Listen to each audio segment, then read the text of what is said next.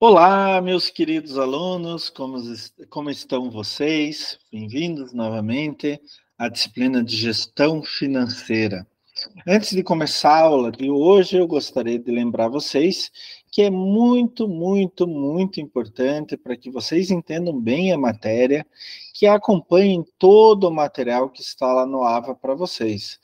Então, a introdução, desafio, infográfico, o material do capítulo do livro, né, do livro que vocês têm à disposição em cada aula, as dicas do professor, os exercícios, sem sombra de dúvida, são muito importantes, e também o Saiba Mais, que sempre traz algo mais interessante para vocês do dia a dia daquele assunto, tá? Principalmente com outras questões que não foram aventadas no resto do material.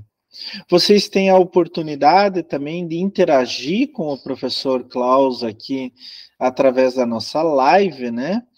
Então, é muito importante que vocês participem efetivamente da live, pessoal. Participem da live, tá? Que vocês estejam aqui participando da live. É claro que vocês podem assistir a live, mas quando vocês participam ao vivo, vocês têm a oportunidade de interagir com o professor, de trocar ideias com o professor, mostrar sua própria experiência e também tirar dúvidas, né? Então, todas essas formas de interação mostram como é importante que vocês participem da nossa live. Bom, qualquer dúvida, se vocês estiverem assistindo pelo YouTube, vocês podem tirar também com o tutor da disciplina, tá? Através do próprio portal. Bom, dando continuidade à nossa disciplina de gestão financeira, então agora eu vou compartilhar aqui com vocês a nossa disciplina. Vocês deve estar chegando agora para vocês os slides. Não se esqueçam que eu também tenho uma mesa digitalizadora que eu posso escrever algo nos slides, então não estranhem isso. Assim como a gente já tem feito, cada fase da disciplina é uma live. Então, agora já estamos na fase 3 de 4, então isso equivale a live 3.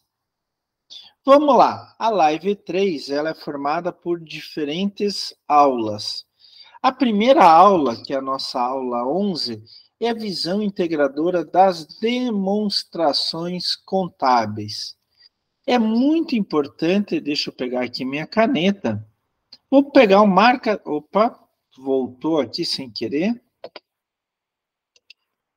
Eu vou pegar o marca-texto agora, tá? Eu vou pegar o marca-texto para ficar melhor nesse caso específico aqui. O que são essas tais demonstrações contábeis? Elas demonstram, né, obviamente, como são as operações da companhia num determinado exercício. Vou pegar a caneta aqui de novo. Deixa eu ver só, colocar a cor vermelha e uma linha um pouquinho mais grossa, mais espessa. O que é esse exercício? É o ano, por exemplo, 2023 e assim por diante. Entre essas demonstrações contábeis estão o balanço patrimonial, a demonstração do resultado do exercício e a demonstração de fluxo de caixa. Quando a gente está fazendo essas demonstrações contábeis dentro de uma empresa, elas não são totalmente isoladas. Muitas usam informações de outra e podem serem complementados ainda com outros tipos de informação. Por exemplo, o fluxo de caixa, né? Deixa eu pegar minha caneta aqui. O fluxo de caixa mostra a variação do caixa e o equivalente do caixa. Então, aqui tem um modelo para vocês que mostra o quanto vocês tiveram, por exemplo, de lucro líquido, o caixa gerado por diferentes tipos de atividade, como foi o fluxo de caixa, se ganharam ou perderam alguma coisa, né? Então, aqui, ele mostrou que houve um aumento líquido de caixa de R$ 512 mil reais, 120. Outra demonstração contábil que vocês podem utilizar, e é muito importante, é o chamado balanço patrimonial. O que ele mostra? Ele mostra a variação patrimonial e financeira da companhia. E uma característica do balanço patrimonial, ele sempre compara um ano com o outro. Então, ele normalmente coloca o ano mais novo e seguido do ano mais antigo. E daí ele tem vários tipos de indicadores, como, por exemplo, ativo circulante, caixa, movimento da conta de banco, estoque, duplicata recebeu. Hoje em dia quase ninguém tem duplicata, ativo não circulante, imobilizado, móveis e assim por diante. E daí ele lista o valor de cada um desses indicadores em uma coluna e os mesmos indicadores, como foi o desempenho deles na coluna seguinte. E simplesmente faz uma subtração. Então, 7.790.665 menos 6.393.545. Vai dar 1.397.120. E assim por diante. E daí a empresa ela vai escolher quais são os indicadores mais importantes que ela tem que prestar mais atenção. Mas isso vai depender muito da empresa. Olha aqui um indicador que deu negativo aqui, ó. Fornecedor. Outro indicador que deu negativo, depreciação acumulada. Não, perdão. Total do ativo. É isso? Não, foi depreciação acumulada mesmo e passivo circulante. E assim por diante. Então, esse é o balanço patrimonial. Muito importante, que a gente vai ver, inclusive, em mais detalhes até agora, é a demonstração de resultado do exercício, ou também chamado DRE. Ele mostra a geração de lucro ou prejuízo no exercício, em um ano qualquer. Por exemplo, nesse exemplo aqui, o lucro apurado foi de 1.885.864. Eu posso fazer, por exemplo, tudo isso em percentagem. Olha aqui, ó. Eu já vou mostrar em detalhes. O DRE eu vou mostrar em detalhes daqui a pouquinho para vocês. Eu começo aqui nesse exemplo com receita operacional líquida e vou dizendo, olha, a receita operacional líquida é 100%. Daí eu coloco o custo das mercadorias vendidas, deu menos 40%. O resultado bruto é positivo, é os 60% do total. E daí eu vou tirando a despesa com depreciação, pessoal, aluguel e assim por diante. Tá? Eu posso demonstrar isso em percentagem também. Não é muito comum. Normalmente a gente faz em valores monetários o DRE. Mas eu vou mostrar com calma para vocês. Bom, esta foi a primeira aula. Agora vamos para a segunda aula. A aula da fase 3 é a aula 12, que é a análise dos resultados projetados, primeira parte. Em demonstrações contábeis, a gente pode levantar dados pretéritos ou pode fazer projeções de dados, tá? Mas para fazer projeções de dados, a gente sempre precisa de dados pretéritos, dados passados. E daí entra todos esses métodos que alguns a gente já falou, outros a gente ainda não falou. Balanço patrimonial, DRE, demonstração de lucro, demonstração de fluxo de caixa, valor adicionado e assim por diante. Esses resultados projetados, eles demonstram, em primeiro lugar, a situação financeira, em segundo lugar, a situação econômica. A situação financeira, ela se refere basicamente a endividamento ou liquidez, a capacidade de se obter dinheiro rapidamente. E a situação econômica se refere basicamente à rentabilidade e o nível de atividade, tá? O balanço patrimonial, por exemplo, olha aqui, ó, BP é o balanço patrimonial, esse daqui, ó. O balanço patrimonial, ele mostra basicamente a saúde financeira da empresa. O DRE, ou demonstrativo de resultado do exercício, ele demonstra basicamente quais foram os custos e as despesas. E o DRE, aí eu quero que vocês prestem muita atenção, ele pode mostrar como aumentar o lucro, tá? Como eu vou mostrar em detalhes para vocês como o DRE funciona, daí eu já vou explicando isso. Uma outra coisa que eu posso ter é o DMPL, Demonstrações das Mutações do Patrimônio Líquido. E daí ele fala para onde foi o lucro. E, finalmente, esses... Deixa eu... Oh, deu problema aqui. Agora não está respondendo, só um instante e já volto a responder. Aqui, ó. Só que... tá certo. Então, todos esses demonstrativos contábeis, eles são um ponto de partida para a tomada de decisão. Então, o balanço patrimonial, falando da situação financeira, saúde financeira da empresa, ela pode demonstrar para a gente, por exemplo, se a gente precisa de um empréstimo ou não. O DRE, colocando os custos e despesas, ele pode mostrar aonde que eu posso diminuir meus custos, minhas despesas, para aumentar meu lucro. Já o DMPL, né, o demonstrativo das mutações, tá aqui, olha, das demonstrações do patrimônio líquido, das mutações do patrimônio líquido, mostra para onde que foi o lucro. Se eu tive lucro, foi para onde? Foi para investimento, foi para os sócios, foi para os acionistas, etc.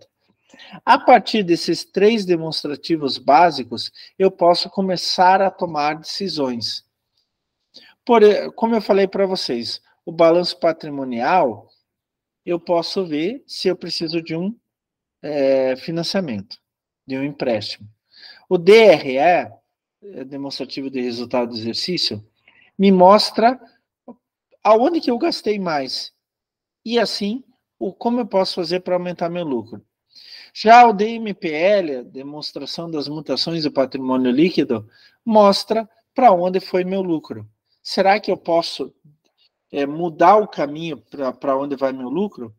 Então, esses demonstrativos contábeis são muito importantes para a gente analisar como está a empresa e, a partir desse ponto, tomar alguma decisão. Eu falei para vocês que eu ia falar um pouco mais do resultado do exercício. Olha, em primeiro lugar, só fazendo uma relembrança, o balanço patrimonial, ele mede a saúde financeira da empresa. Mas tenho como calcular o lucro da empresa a partir do balanço patrimonial? Não. Para isso, eu preciso usar o DRE, ou Demonstrativo de Resultado do Exercício. E aqui é mais ou menos o caminho que o DRE segue. Eu pego a receita bruta, aqui tem um mais, e daí eu tiro as deduções e vou com isso obter a receita líquida. De novo mais, ó, aqui tem um menos. Então, a partir da receita líquida, eu tiro os custos de produção, os diretos e os indiretos. Com isso, eu vou obter o lucro bruto. A partir do lucro bruto, eu vou tirar as despesas operacionais e a depreciação. Aí eu tenho o lucro antes dos juros ou resultado operacional. Aqui está mais ou menos, porque pode ser que eu tenha prejuízo aqui. A partir do lucro antes dos juros ou resultado operacional, eu tiro as despesas financeiras. De novo, eu vou ter o lucro antes do imposto de renda ou resultado do exercício, também chamado resultado do exercício. Pode ser positivo ou negativo, porque eu posso ter prejuízo. A partir do lucro antes do imposto de renda ou resultado do exercício, eu tiro o imposto de renda e obtenho o lucro após o imposto de renda, ou também chamado lucro líquido, tá? De novo, pode ser positivo ou negativo, porque não necessariamente é um lucro, pode ser um prejuízo, tá bom? Então, prestar bem atenção nisso. Professor, nossa, que complicado. Professor, fiquei muito confuso. Não dá para encarar isso daí. Vamos ver detalhe por detalhe. Então, a primeira coisa, eu vou pegar a receita bruta, tá? Receita bruta é o total, o valor total de vendas. É entrada de capital decorrente da venda de produtos ou serviços, tá bom? Então, tudo que entrou de dinheiro na minha empresa, pronto, essa é a receita bruta. Daí eu vou tirar as deduções. Eu vou tirar as deduções. O que são essas deduções? Abatimento, devolução, desconto indicado na nota fiscal, venda cancelada, e etc. E principalmente os impostos sobre a venda, aqueles impostos que constam da nota fiscal, como, por exemplo, o IPI, que é federal, o ICMS, que é estadual, o ISS, que é municipal, o PIS, que é federal, e o COFINS, que é federal. Nem todos se aplicam ao mesmo tempo, tá? Então, por exemplo, quando eu tenho IPI, eu não tenho ISS. Quando eu tenho ISS, eu não tenho ICMS. Normalmente, o PIS e COFINS já se aplica o tempo todo. Então, vamos fazer o seguinte para vocês entenderem, é aqueles descontos que estão na nota, ou aqueles valores que estão na nota, tá? Então, quando vai uma nota lá, e daí você dá desconto, é um valor do preço final do produto que você não recebe. Quando tem o preço final, e daí tem imposto disso, imposto daquilo, imposto de não sei mais o que, é um valor que está no preço do produto, mas você não recebe. Essas são chamadas as deduções. E daí, então, se eu pego a receita bruta e tiro as deduções, eu vou ter a receita líquida. É o segundo passo, tá? Agora, eu vou pegar a receita líquida e tirar os custos. Custos são todos os gastos feitos para a produção do bem e serviço. Pode ser um custo direto ou um custo indireto. Os custos diretos são aqueles envolvidos diretamente no processo de produção. Matéria-prima, mão de obra direta, patente, royalties, manutenção e reparo, combustível, energia, controle de qualidade, tratamento efluente, resíduo e outros. E os custos indiretos não estão envolvidos diretamente no processo de produção, como, por exemplo, mão de obra indireta para limpeza, supervisão, armazenamento, aluguéis e etc. Daí, eu vou pegar a receita líquida, tirar os custos diretos e tirar os custos indiretos. Daí, eu tenho lucro bruto, tá? Olha como já está ficando mais detalhado, como está ficando mais fácil. É claro que vocês depois, na hora de estudar, vão ter que voltar em tudo isso. Uma outra coisa que eu tenho que retirar são as despesas operacionais. A gente considera a despesa operacional todo bem ou serviço que é consumido direto ou indiretamente para obter receita, mas que não tem relação com a produção, tá certo? Então, por exemplo, nós temos as despesas fixas e variáveis, normalmente as fixas. Por exemplo, a administrativa, eu tenho que pagar o pessoal do escritório, tem que pagar outros tipos de impostos, tem que pagar seguro, tem que pagar comissão de venda, tem que pagar a minha campanha de marketing e assim por diante. Isso daqui está envolvido diretamente na produção do meu produto? Não. Ele está envolvido, é essencial, mas não é chão de fábrica. Isso é chamado de despesa operacional. Outra coisa que eu tenho que tirar também do valor final para ver se eu tenho, da receita bruta para ver se eu tenho lucro, é a chamada depreciação. Isso é muito importante. Você comprou um carro, o carro vai envelhecendo. De repente, esse carro que no primeiro ano não deu problema nenhum, no segundo ano não deu problema nenhum, no terceiro ano não deu problema nenhum, no quarto ano as peças estão gastas. E daí você tem que trocar um monte de peça. No quinto ano, mais ainda. No sexto ano, mais ainda. E assim por diante, tá? O carro, o caminhão, o equipamento, ele vai perdendo produtividade e vai ficando cada vez mais caro para fazer a sua manutenção. Até que chega um ponto onde que você se pergunta, será que vale a pena manter aquele carro, aquele caminhão, aquele equipamento? Isso é chamada depreciação. É a perda de valor de um determinado bem por deterioração ou obsolência. Oh, tá difícil, né? Então, ao longo do tempo, o carro vai perdendo valor. Por quê? Ele vai ficando mais caro para fazer a manutenção, ninguém quer comprar aquele carro, então o preço dele vai descendo. E vai chegar um ponto que eu tenho que trocar aquele carro, aquele caminhão, aquele equipamento, tá? Isso é chamado depreciação. O que que a gente faz? A gente calcula quanto tempo vale a pena usar aquele carro, aquele caminhão, aquele equipamento. É o vida útil. Por exemplo, um prédio tem uma vida útil de 25 anos, equipamentos 10 anos, veículos 5 anos. A partir desse tempo, a manutenção fica tão cara e o valor daquele bem fica tão baixo que não vale a pena mais ficar com aquele bem. Então, nós vamos fazer a troca do bem.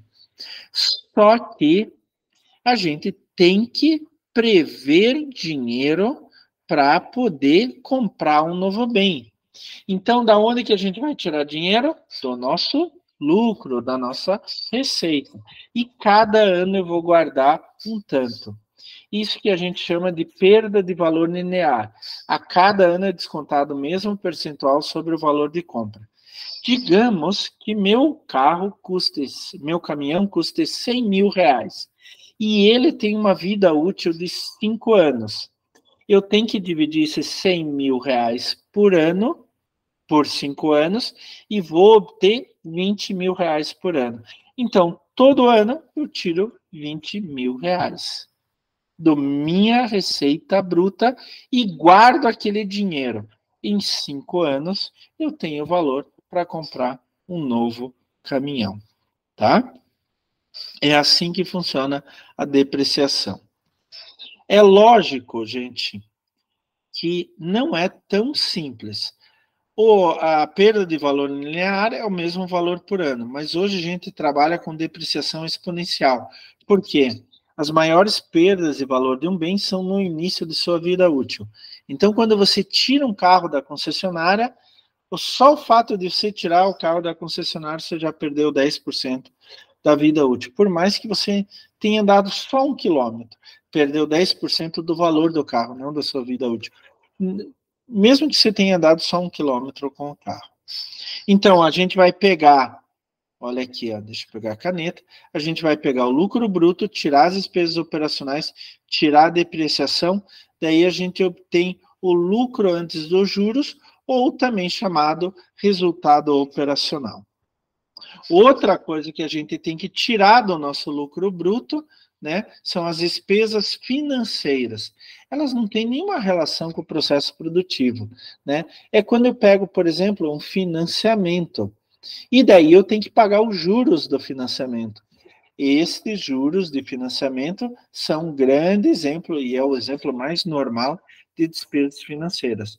Então, eu pego o lucro antes dos juros, ou também chamado de resultado operacional, e tiro as despesas financeiras. Daí, eu obtenho o lucro antes do imposto de renda, ou também chamado resultado do exercício. E, finalmente, lá vem o leão. Eu gosto dessa charge que eu coloquei ali. Adivinha quem é? É o leão do imposto de renda, que ele vai comer uma parte, né? Então, eu também tenho que descontar da minha receita bruta o imposto de renda, que é a taxação sobre o lucro das empresas. Então, eu pego o lucro antes do imposto de renda, ou também chamado lucro, resultado do exercício, e tiro o imposto de renda. E, finalmente, eu tenho o meu lucro final, que é o lucro após o imposto de renda. É assim que se faz um demonstrativo de resultado do exercício, ou DRE. Tá bom, pessoal? E assim vocês sabem se vocês vão ter lucro ou prejuízo na atividade de vocês. Isso é muito importante. Hoje o DRE é obrigatório, tá? Porque vocês vão acompanhando ao longo do tempo. Vocês podem fazer o DRE uma vez por mês, por exemplo, ou vocês podem fazer uma vez por ano. O DRE uma vez por mês, ele é importante que vai mostrando como aquilo vai evoluindo ao longo do ano. Tá? Muitas empresas só fazem uma vez por ano, mas vocês podem acompanhar e fazer uma vez por mês para saber o que está acontecendo. E daí a gente chega na aula 13 da fase 3, que é a análise dos resultados projetados 2. Que aí a gente vai trabalhar os indicadores empresariais, tá? Os indicadores, tem vários tipos de indicadores empresariais que vão avaliar a proporção dos efeitos de fatos externos, tá? Os indicadores, eles são elaborados a partir de vários dados, podem ser dados externos, como mercado, tendências, economia e governo, mas eles também podem ser elaborados a partir de dados internos, tá? Os indicadores são muito importantes, principalmente quando a gente liga eles com nossos orçamentos, que permitem, assim, avaliar os fatos passados e futuros com precisão. E eles podem ser vários tipos de indicadores, né? Indicadores operacionais, não operacionais, podem ser indicadores internos e externos à organização, podem ser indicadores locais ou de comércio exterior. Existem alguns indicadores muito interessantes para a gente usar no nosso dia a dia da empresa. Por exemplo, indicadores de desempenho orçamentário. Eles medem a real situação baseada em parâmetros previamente estabelecidos. Indicadores de preço, que são os preços que serão praticados junto ao consumidor final. A taxa de retorno sobre o investimento, ou chamado Return on Investment, ou ROI, tá? Que ele vai determinar o quanto volta de lucro para mim em relação ao que foi investido. Isso é basicamente a atratividade econômica do empreendimento. Por exemplo, eu invisto 1 milhão e só vai voltar 100 mil. Então, ele vai ter uma taxa de retorno de 10%. Tá? Daí você vai considerar se isso é bom ou não. O indicador do padrão de vida, né, o montante financeiro necessário para manter o padrão de vida que você quer, indicador de custo de vida e assim por diante. Tem vários indicadores diferentes que vocês podem utilizar. Daí nós chegamos na aula 14, que é a análise horizontal e análise vertical, tá? Isso é bem simples. Bem simples. E vocês podem chegar pelo nome, né? Análise, vou pegar até um marca-texto, análise vertical. Você vê verticalmente. Aqui, por exemplo, é o DRE, tá? Então, eu calculo o DRE para um ano, para outro ano e para outro ano. E coloco um do lado do outro de forma vertical. Olha, DRE, receita bruta, menos dedução, vai dar receita líquida, menos custo, vai dar lucro bruto, menos despesa operacional, lucro operacional, menos provisões, lucro líquido de exercício. Isso aqui é um DRE resumido, tá? Mas na análise vertical, eu tenho o DRE cada ano na posição vertical. O que eu vou fazer? Comparar ano a ano. Por exemplo, minha receita bruta em 2013, com 2012 e com 2011. Então, em relação a 2011, subiu 9 mil aqui, de 110 para 119. Isso é análise... perdão. Análise vertical é só um ano. Estou falando besteira, o professor Cláudio está falando besteira. Análise vertical é só um ano. Então, eu vou ver só 2013. A análise horizontal, como o nome fala, perdão, eu vou fazer a comparação ano a ano. Então, em 2011 eu tive um lucro, uma receita bruta, perdão, de 110 mil, em 2012 subiu para 117, e em 2013 subiu para 119. Tá? Então, na análise vertical, a pergunta que você vai responder é qual a participação de cada conta ou despesa em um ano só. Na análise horizontal, é como uma conta ou despesa se comportou ao longo do tempo. Então, a análise horizontal, eu posso comparar com variações históricas da própria empresa. Então, eu peguei ali, no exemplo anterior, o DRE, comparei 2011, 12 e 13. Eu posso comparar com taxas de crescimento da economia ao longo do tempo, com taxas de crescimento do meu setor específico, né? Qual empresa pertence, com taxa de variação de inflação, com resultado de concorrente e etc. Então, aqui, na análise horizontal, eu pegaria aqui, por exemplo, lucratividade da minha empresa, ano 2020. Eu pegaria a lucratividade da minha empresa com a taxa de inflação. Então, quanto foi a taxa de inflação? Daí eu comparo um com o outro. Por isso, é uma análise horizontal. E, finalmente, chegamos à aula 15, que é a parte de financiamento de operações. Gente, financiamento é nada mais, nada menos do que uma operação financeira que uma parte financiadora, por exemplo, um banco, uma instituição financeira, fornece recursos para outra parte que está sendo financiada, uma empresa, por exemplo. A empresa precisa de dinheiro, ela vai no banco e pega um financiamento ou empréstimo, tá? Quando a gente fala de empréstimo, a empresa usa o dinheiro como ela quiser. Quando fala de financiamento, precisa necessariamente ser investido no modo acordado em contrato. Normalmente, uma empresa pega o empréstimo, tá? Mas, na verdade, ele vai funcionar como um financiamento. Querem ver um caso típico de financiamento? A Prefeitura de Curitiba pegou um financiamento com o Banco Mundial para consertar as ruas de Curitiba.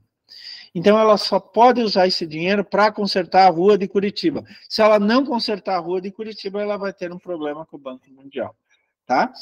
Então, a tua empresa pode ir no banco e pegar um dinheiro na forma de empréstimo. Daí você que se dane, você usa o empréstimo como você quiser. Ou ela pode pegar dinheiro na forma de financiamento. Daí o banco vai fiscalizar, você utilizou para isto mesmo ou para que você utilizou. Outros tipos de financiamento, mas daí é mais voltado ao cliente, é a compra parcelada e os juros, né? Quando você compra lá, eu comprei ontem, por exemplo, eu comprei 2 livros pela internet e vou pagar em 6 vezes, que eram livros um pouco caros, né? Essa conta parcelada é um financiamento que a empresa faz para mim, que a editora onde que eu comprei os livros faz para mim. Ela está dizendo assim, olha, eu vou fazer um financiamento para você paga em tantas parcelas. Muitas vezes a compra parcelada, ela prevê juros. O que é isso? Juros é uma remuneração. A empresa vai dizer para você, olha, tudo bem, você pode pagar em várias vezes, mas você vai ter que me pagar uma compensação por causa dessa demora. Esses são os juros. Da onde que a gente pode conseguir financiamento, pessoal? São as chamadas fontes de capital. E daí a gente pode pedir de várias maneiras diferentes. Adição de capital social, onde, por exemplo, entram mais sócios na minha empresa. Se for uma empresa de capital aberto, que tem ações da Bolsa de Valores, por exemplo, eu posso fazer o lançamento de mais ações, mais gente vai comprar. Esse dinheiro vai para a minha empresa. Maior prazo na compra com fornecedores, porque, por exemplo, você negocia com o teu fornecedor em pagar matéria-prima em 90 dias. Só que você vai vender à vista para o teu cliente. Então, você vai ter 90 dias de prazo para obter esse dinheiro e pagar o teu fornecedor. É um tipo de financiamento também. Aporte de dinheiro de sócios ou acionistas, esse foi o caso das lojas americanas agora, né? Ela tem 3 grandes acionistas, as lojas americanas, que são bilionários, as pessoas mais ricas do Brasil, Jorge Lehmann e companhia, e os 2 sócios dele, e eles vão fazer um aporte, acho que de 8 ou 10 bilhões de reais. Eles vão pegar dinheiro deles, do bolso deles, e vão colocar na empresa. Isso também é uma fonte de financiamento. E, finalmente, o mais comum é a obtenção de recursos no sistema financeiro. É a obtenção de recursos em bancos, né? Eu posso ter fontes de financiamento a curto prazo, com e sem garantia, com garantia é quando eu dou algo que, se eu não pagar, o banco vai tomar aquilo, né? Pode ser calção de duplicata a receber ou factoring de duplicados a receber. Gente, isso praticamente não se faz mais, tá? Eu, pelo menos, não tenho notícia que ainda se faça, mas era extremamente comum. Pode ser um empréstimo com alienação de estoque ou um empréstimo com certificado de armazenagem. Por exemplo, eu sou um agricultor e tenho 1.000 toneladas de soja armazenada nos armazéns de tal cooperativa. A cooperativa vai me dar um certificado de armazenagem e eu vou dar isso como garantia para o banco. Se eu não pagar o empréstimo no banco, ele vai pegar esses certificados de armazenagem e vai pegar o produto para ele. Eu também posso ter fontes de financiamento a longo prazo, daí normalmente são os empréstimos, pode ser debenture, que é um tipo de ação que você vai fornecer.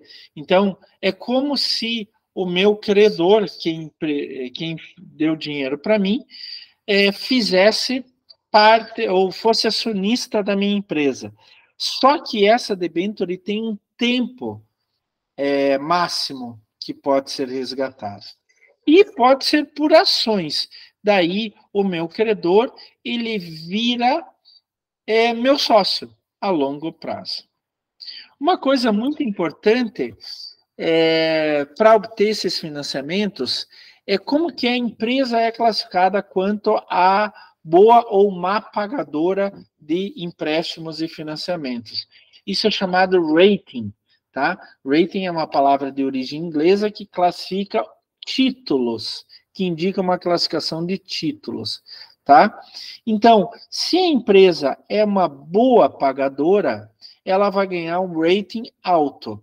Isso significa o quê? Quando um banco vai financiar uma empresa, vai dar um empréstimo para uma empresa, ele primeiro vê qual o rating da empresa. O rating é alto, opa, essa empresa é boa pagadora, tá? Então, ele sabe que vai obter o dinheiro de volta. Daí ele pode até cobrar juros mais baixos.